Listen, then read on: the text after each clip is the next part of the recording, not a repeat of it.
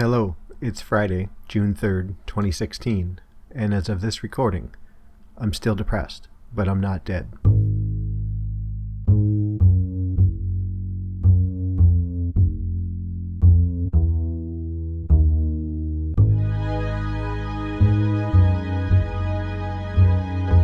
Welcome back, everybody, and thanks for listening. June is here, so for those of us who still think seasonal affective disorder is a thing, get on out there and get some vitamin D brewing for yourself. I'd like to remind everyone how they can get a hold of me. I can be reached by email at jamolke@gmail.com, Twitter @jamolke, Facebook at facebook.com/jamolke, or on the website www.jamolke.info. That's JAMOALKI. Reach on out to me and let's start a conversation. I have gotten a few emails this past week and I'm already behind in replying. So those of you, you know who you are, and Beth specifically, look for an email from me in the next couple of days. Now that the housekeeping is done, let's get into it.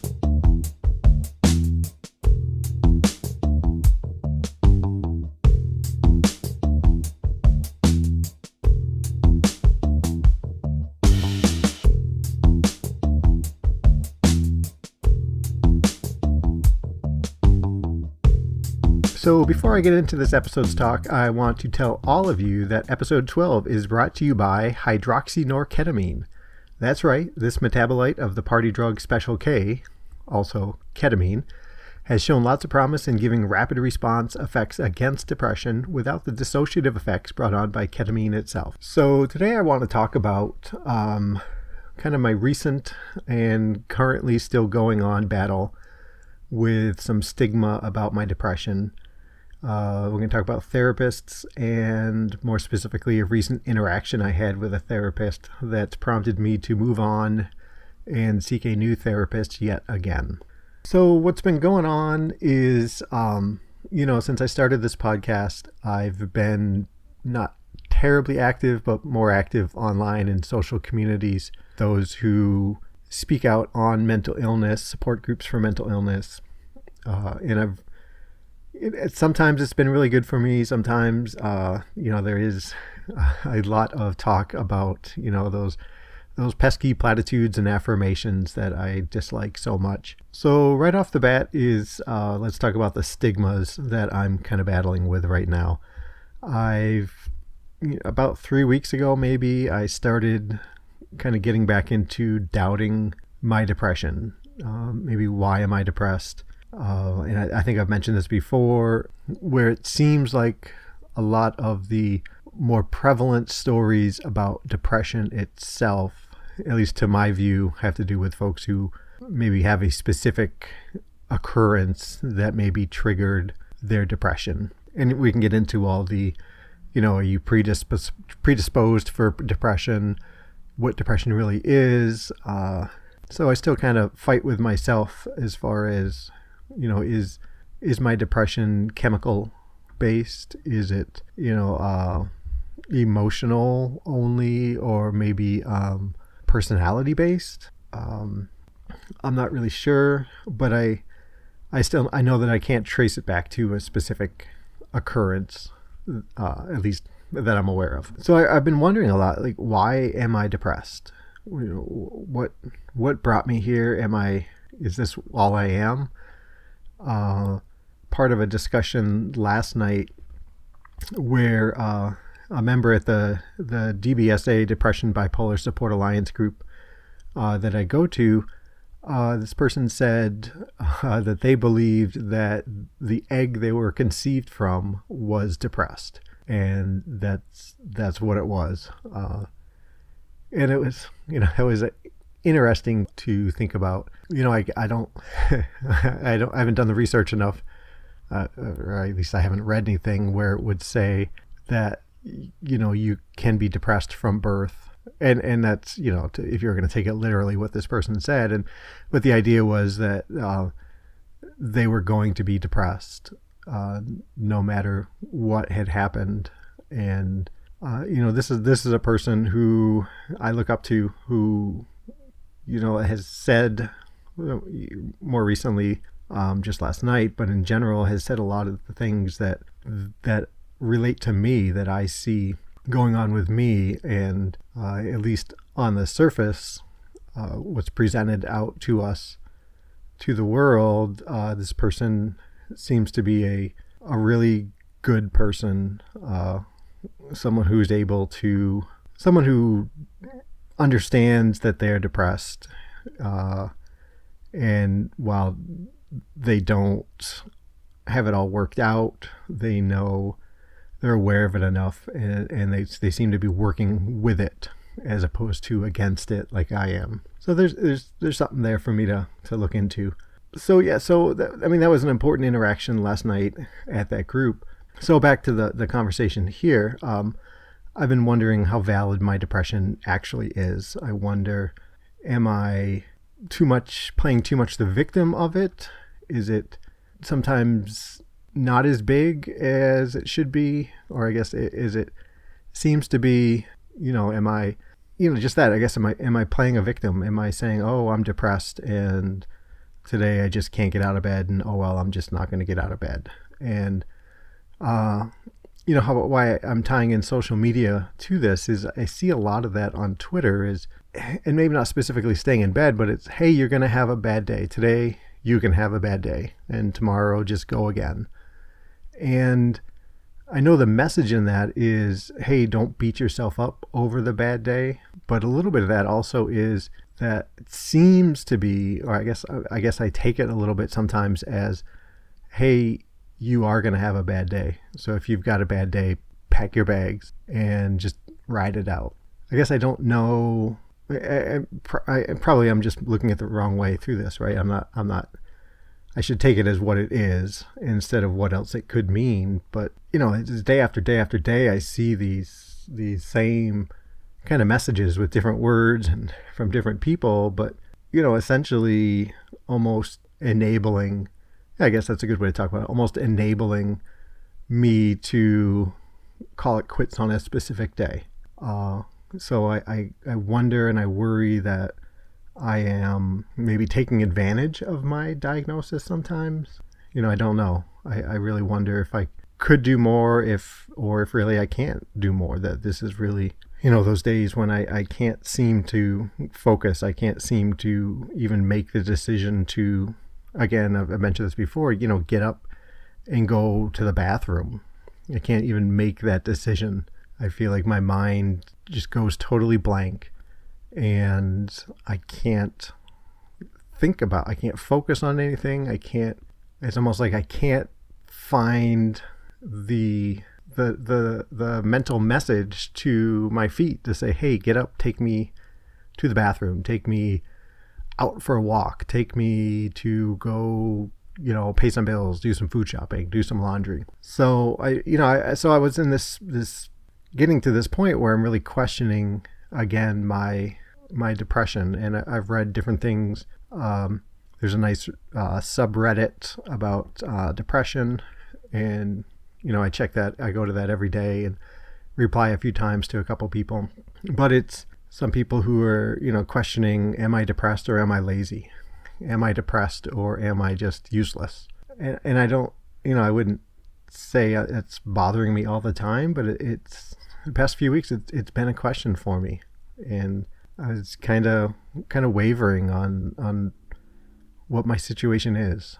And I question myself specifically in my head, like, am I really being weak? Am I, are these other people who I see online, on Twitter or on support web pages, who are, interacting and reaching out to, dozens, hundreds, or whatever number of people every day, all the while saying that their own depression is closing in on them. And I just wonder I don't know how they find the energy to do that much every single day. I think if I, probably twice a week I have the energy to do that and the focus to do that. But these folks seem to just keep going and going and going. And so, is it right to kind of judge myself against them? Are they the gold standard? Are they the measuring stick for me? And I think I do that a little bit. So that makes me wonder if these people can be so strong and do so much seemingly with a similar diagnosis as me, what's my problem? Why can't I do it? And then that devolves into, well, really, am I that depressed, or am I just weak? Am I lazy? Am I whatever? So yeah, so the past few weeks this has been on my mind, and I guess I've judged myself, when I've had days when I can't get much done, and then there's days like this past holiday weekend, and Nora and I went out and we did a bunch of work in the yard. We got a lot of things, we have this big reseeding project for the front yard, and we did a lot of work for that. And that was a day, I guess, when I was able to focus and get stuff done. But today, yesterday, even Tuesday, I guess, I haven't been able to do that, and I can't seem to get much of anything done. And so I guess I beat myself up over that. I'm sure any person out there would say, hey, you are being too hard on yourself, but I don't know, am I? I'm not convinced. So this leads me to, I'd mentioned I was going to that DBT therapy, group therapy, individual therapy, and, it was lots of positives going on there. I really like the therapist who was working with me. But for being so young, she seemed to have a lot of insight and a real command of the material for DBT, as well as applications on how to use it. So I really did like that. The group, not so much. It was okay. I was asked not to talk about the group on my podcast. There was a member who I guess was convinced that somehow this could turn around and bite them in the butt. Geez, you never know what what weirdo is out there listening to podcasts and might come to Minneapolis and seek out this person from my support group. So I didn't. But now that I'm not going there, I will vaguely reference the group, which is all I ever intended to do. And I'm kind of making fun of that person, but since they had a problem with it, I haven't really talked about it. So a week ago, this past Monday, or Tuesday, we were in the group. We were talking, going over some of the DBT, whatever the lesson for the day was. And somehow the conversation turned to not treating people as if they are weak. And the one therapist, not my individual therapist, actually her supervisor, who would normally would have been my therapist had it not been for this woman doing her residency. She said, if someone is responsible to do something or respond to you in a certain way, don't treat them as if they are weak. And, whatever their situation might be, you are entitled to speak your mind, because they are not too weak to listen to what's important to you to say. And one of the people in the group turned around and asked her, well, what if you're, the person is in bed, is really sick or has a cold? And the therapist said, well, yeah, okay, well then you could, maybe cut them some slack. And, my little kind of stigma antenna went up, and I was like, huh, did she just, what did she say? What I think she said? I don't know. So I kind of, I put it away till the end of the group, and I went over to talk to the woman's therapist, and I said, I'm sorry. I just got to ask you about this. I don't know if I heard right what you said. And so I asked her, I said, did you, equate a physical illness as being more valid than a mental illness? And she hesitated, and she started to say no. And I kind of went back at her. I said, well, so, if I've got strep throat, is that okay for me then to stay in bed and shirk a responsibility, maybe of food shopping or doing laundry that day? And she said, yeah.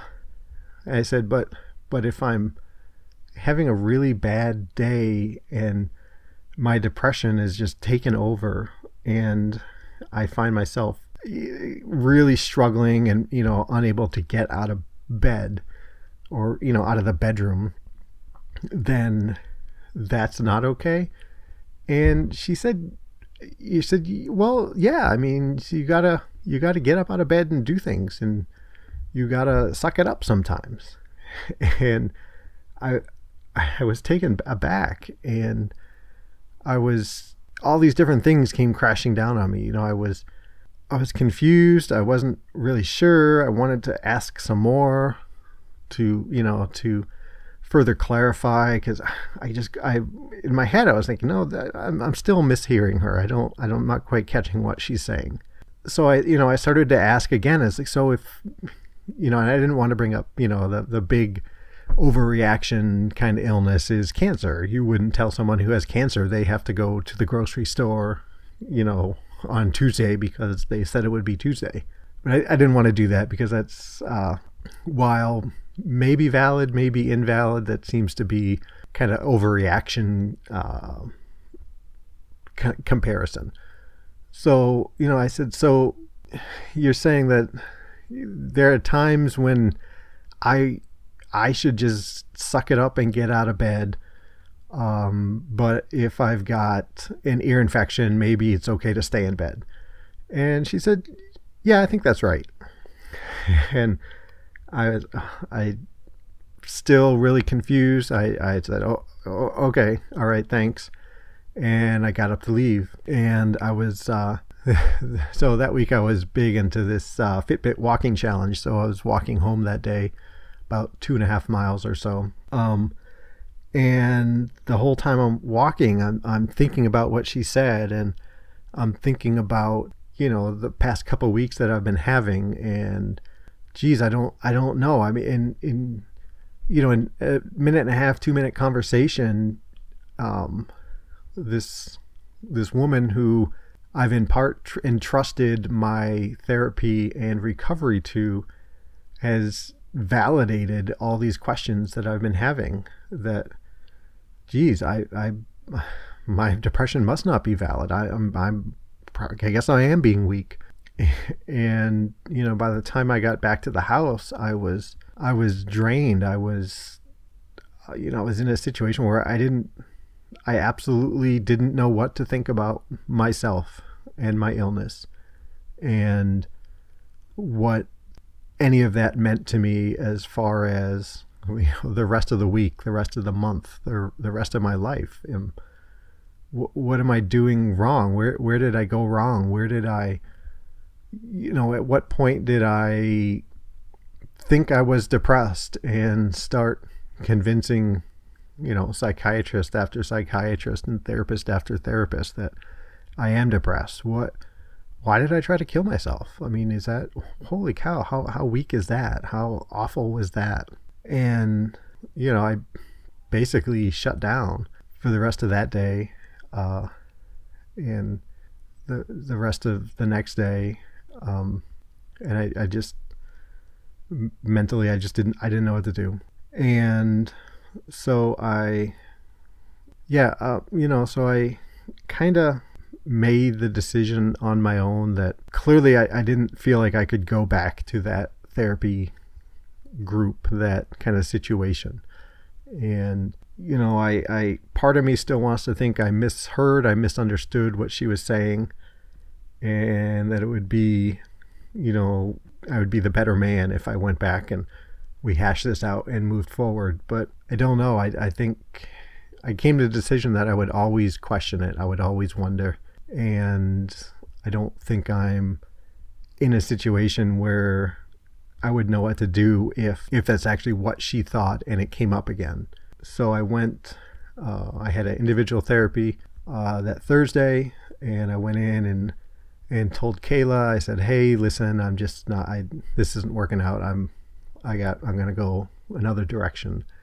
I didn't get into the specifics because, quite honestly, I didn't want to have that kind of discussion or that interaction, or, hey, let's go get the other woman and get her involved in this. And I wasn't wasn't strong enough at that point to have that discussion and try to defend or listen to her defend or whatnot. And it was, just as easy as that. And Kayla said, okay, well, thank you. I'm sorry it's not working out. And she's actually, the group is not the group, the institution, what are we calling it here? The clinic. The clinic has sent me a letter saying, hey, we're sorry to see you go. We have discharged you. But if you ever feel like you would like to come back, you absolutely come back. So that was nice. So, we no hard feelings when we left. I have seen my psychiatrist in the intervening days, and I asked him, I wanted to see if I could find a therapist who was associated with him and his group of psychiatrists and his clinic. And I started out asking him, I said, I'm sure you're a company man, but is there anybody, are there any therapists affiliated with you who maybe you could get me in to see? And he looked at me and he said, okay, let's just get this straight. I'm not a company man. I think 80% of therapists are crap. And but there are a couple people here who I feel do a good job, and there are a couple people external to here who I feel like I could refer you to and feel like they're doing a good job. And he said that, and geez, 80% are crap. That kind of set me back a little too. I was like, what's he saying? Is he saying, talk therapy is crap, or what? And it kind of made me a little uncomfortable, but I was like, okay, this guy's been really straight with me. And, if someone gives me those kind of numbers, those statistics, say 80%, not good, 20% good, and here's 4 different people who I think are really excellent. I guess I have to have a little faith in that. So he set me up. It's going to be a couple of weeks before I can get in to see that therapist. But, I have that plan. Nora's in on it. I explained to her everything that was going on, and she agreed that I probably made a good decision. So, we'll see how that goes. A couple of weeks now without any kind of actual therapy, but still medication. We're tweaking dosages a little bit with a psychiatrist. So, hopefully, things won't get too crazy for me. But yeah, so, strep throat, okay. Depression, not okay. So I still haven't come to terms with any of that. I don't know. Obviously that's a specific instance, but in conjunction or looked at through the lens of how I've been thinking the past few weeks, it's hard, and I'm not convinced of anything. I'm not convinced pro. I'm not convinced con. I'm just kind of going day by day. So, I feel a little disjointed here. So therapists, let's talk about therapists for a minute. So, and this is where I'd like to hopefully hear back from some of you folks out there. So what has been your experience in finding a good therapist? Any of you been lucky and first off you found someone? How many therapists have you gone through? I've had a few, and the woman I was seeing just before my suicide attempt, she was not good, and I expressed that outwardly to different people, I believe Nora included. But at that time I was in such a bad place. I was kind of clinging to her. I said, well, I've got to do this. I can't not come see her. And it never occurred to me to look for someone else. And last night again at that DBSA meeting, there was someone there in the group who is a spouse to someone living with bipolar disorder. And they were talking about how they had gone to therapy, like couples therapy, I believe it was.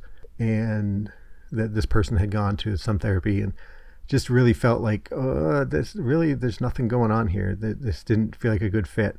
And so they ended that relationship. And it was really interesting. Just as they were talking, it occurred, it popped into my head, like, what are most therapists really offering? What are they doing? Why are they in business? What is their typical clientele?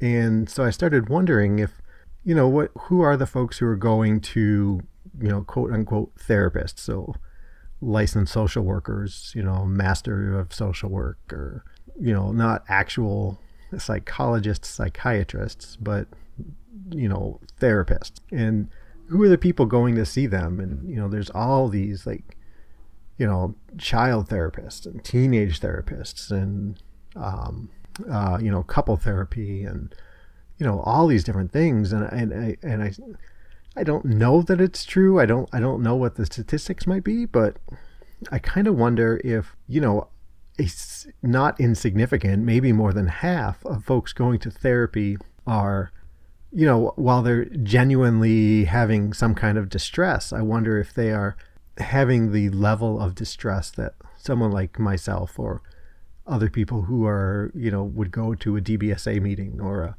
a NAMI meeting, or, sign up for a 1-year commitment for, a therapy, the DBT therapy. So I kind of wondered if there's a cottage industry of therapists who have taken the place of, the traditional, girlfriend or best guy friend who you would just go and talk to and they would listen and, maybe not offer up so much, or maybe commiserate with you or say, oh yeah, that sucks. Oh, that's awful. But not really offer up feedback. The F word, as someone in group last night brought up. I suspect, I don't know, but I've certainly had therapists myself like this who would just listen. They'd start off with a couple questions to kind of get me talking, but then they would just listen and listen and listen and, maybe prompt with another question to keep me going. And then, look at the clock and say, oh, okay, we're just about time to wrap up. Let's schedule your next appointment. And that was it. So I'm asking you guys, what's been your experience with therapists? What do you think are the best therapists that you have seen? What kind of therapy are you looking for? I want, for myself, I would like someone who listens to me, can maybe see things that I can't see in myself, and then offer that F word back, offer that feedback. And I'm not specifically hoping, for a therapist to, have that insight and solve a problem every session, or maybe even be right with their feedback, but at least to, intellectually engage me and, force me to think about myself and think about situations in ways that I haven't before. And like that, I mentioned in the last show with the Imodium story, and Kayla's eyes just like bugging out. And I was like, at that point I was like, whoa, okay, yeah, that was something. And just the level of her feedback to me as far as what that really meant to her really forced me to kind of reevaluate that experience. And sure, you're not every week you're going to go to your therapist and say, hey, I was, $65 away from, trying to kill myself. But, I want that kind of feedback. Hey, here's a story. Here's something that happened. It's like, oh, wow. Okay. Hey, have you thought about that this way? Is this, did you respond to that this way because of this maybe, or what? And yeah, so let me know. What do you like? What do you dislike? Some of you maybe have a therapist who you don't like going to and have been thinking about leaving and moving on from. And for those of you, I do want to say, just like with your medication, don't just kind of go cold turkey and jump out without a plan. Don't quit going to a therapist and then start looking for a therapist. I think I had the timeline a little wrong, but, in the day between that interaction with the supervisor and then the 2 days later when I told Kayla I wouldn't be going anymore, that was the day in between. That Wednesday is when I talked to my psychiatrist. So while I didn't have a therapy appointment for, say, the next week planned, I had an appointment on the books with a therapist, and I talked to my psychiatrist about it. And while I'm so frustrated that I'm, moving on to another therapist again, I feel a level of safety and security and comfort in knowing that I believe I went about it the right way. You don't quit a job to look for a job. You find a new job and then you quit. You shouldn't stop your medication without your prescriber's help. You shouldn't just quit therapy without a future plan in place. Yeah, so, I'm up over 30 minutes now, and I've heard from a few of you that you do like it when the podcasts hit over 30 minutes, so I'm going to try to keep them that way. I apologize if I've seemed kind of scattered this show, but I wanted to get something out there. I'm still trying to get on a set schedule so I can get something out, more regular to you guys. Also, I'm going to try to, incorporate better show notes through the website, jamolke.info. I think I had been putting more of my notes on the Libsyn feed, which I'm not sure, I never linked to that. So if you've got questions, if I mention something in here, and, I'll put links to the DBSA and NAMI and, an article about that hydroxynorketamine, which I think sounds like has a lot of promise. So yeah, there it is, folks. Please, send me an email, look me up on Facebook, all the Jamolke places that are out there, and, be safe, be well, and I'll talk to you really soon. Thanks.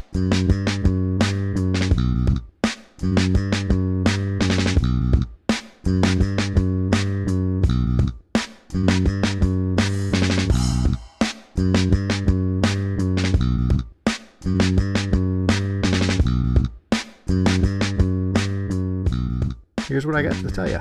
That was stupid. So, boy, that sucked.